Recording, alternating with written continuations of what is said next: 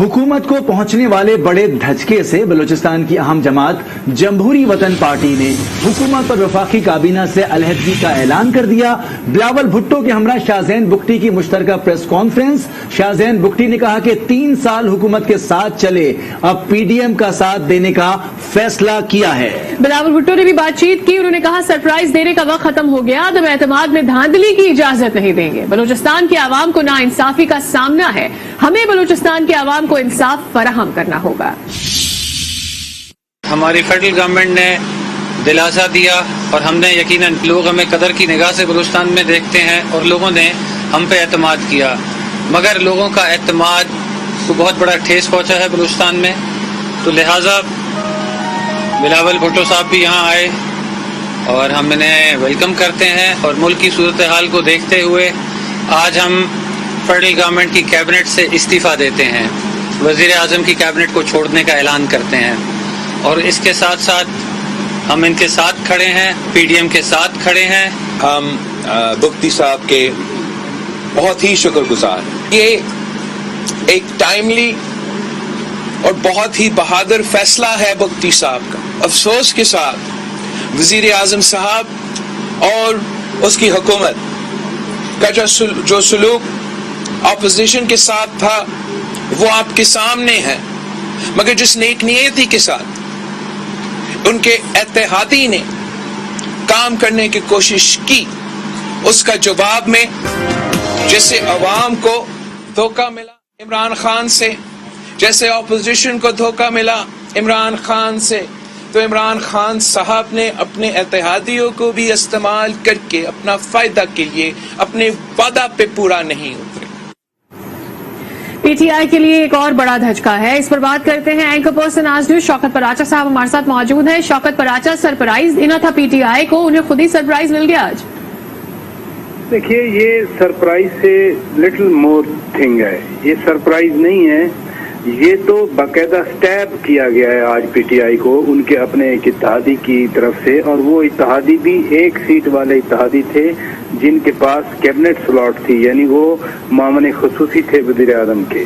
तो ऐन उस दिन जब वज़ीर आज़म साहब इमरान खान साहब चेयरमैन पीटीआई मैसेज देना चाह रहे थे आज के इस जलसे के थ्रू, और खुद वज़ीर आज़म ने परसों जब कुछ एंकर पर्सन से मिले थे तो उन्होंने कहा था कि मैं इतना बड़ा जलसा करूंगा, इतना बड़ा जलसा कि मैं ये पैगाम होगा इत्तेहादियों के लिए भी, मुनहरिफ अरकान के लिए भी, और कुछ और लोगों का भी उन्होंने हिंट दिया था।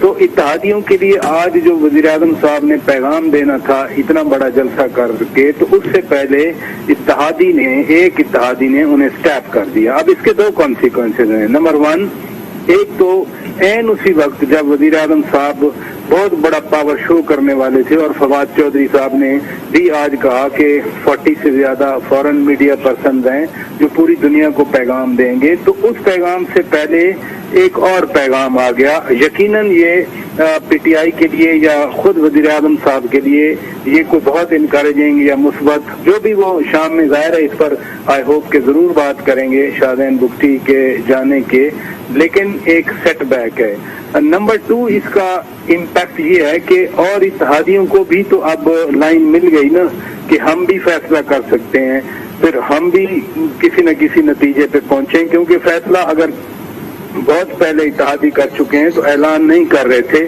मैं कहना ये चाह रहा हूँ कि अब बाकायदा ऐलान करने का वक्त हुआ चाहता है। वो क्या ऐलान करते हैं, हुकूमत के साथ रहते हैं, अपनी इत्तेहाद को बरकरार रखते हैं, या वो ये कहते हैं कि हम भी शाहजैन बुगटी की लाइन को टो करेंगे, ये बहरहाल वो जब ऐलान करेंगे होगा। लेकिन आगाज हो गया ऐलानात का, देखते हैं कि क्या ऐलानात आते हैं सामने। बिल्कुल, आसमा शिराजी शौकत पराचा कह रहे हैं कि आगाज हो गया, दूसरों को एक शय मिल गई, दीगर इत्तेहादी जो अभी तक फैसला सामने अपना नहीं ला पा रहे, यकीनी तौर पर अभी उनको एक लाइन मिल गई कि वो भी इस तरह से अपना फैसला सामने ला सकते हैं।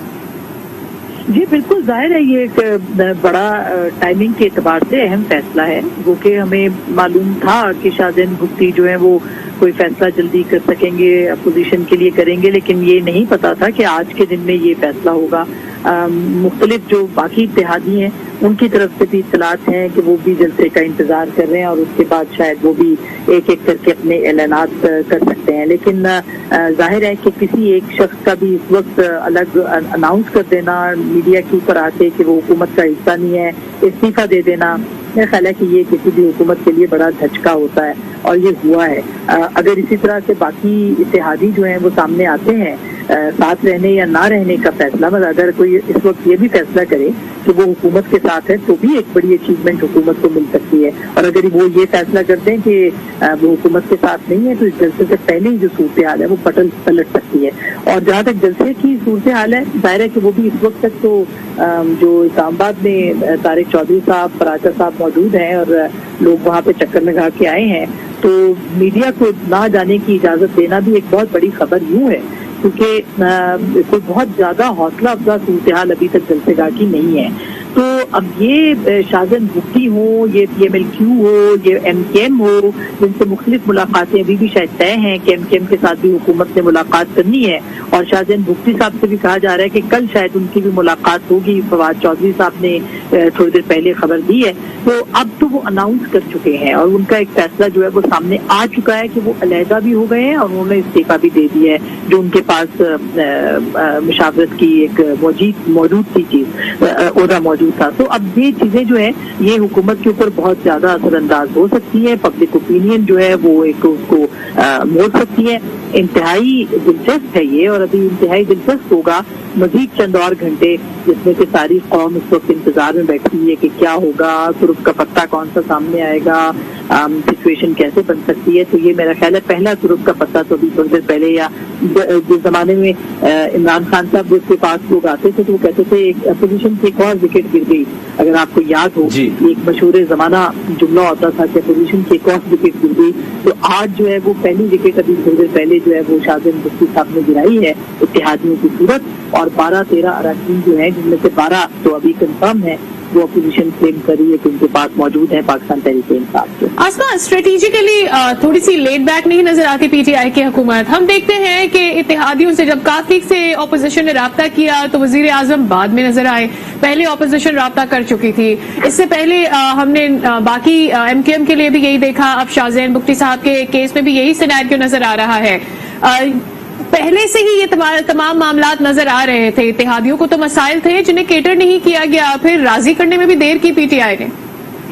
मेरा नहीं ख्याल कि उन्होंने देर की है, मेरा ख्याल है कि वो इंगेज कर रहे थे, लेकिन उनका भरोसा जो था वो बहुत और कुव्वतों के ऊपर शायद था, और वो कुव्वतें जब न्यूट्रल हुई और उन्होंने कहा कि हम अब मुदाखलत नहीं करेंगे तो उसके बाद फिर उन्होंने भागम दौड़ जरूर शुरू की है। ऐसा नहीं है कि उन्होंने लोगों से बात करने की कोशिश नहीं की। देखिए ये एक बहुत दिलचस्प बात है कि बहुत सारे लोगों से हमारी बात हुई है, ऑफ द रिकॉर्ड होती रही है, जो नाराज अरकान है और एक बड़ी तादाद में है।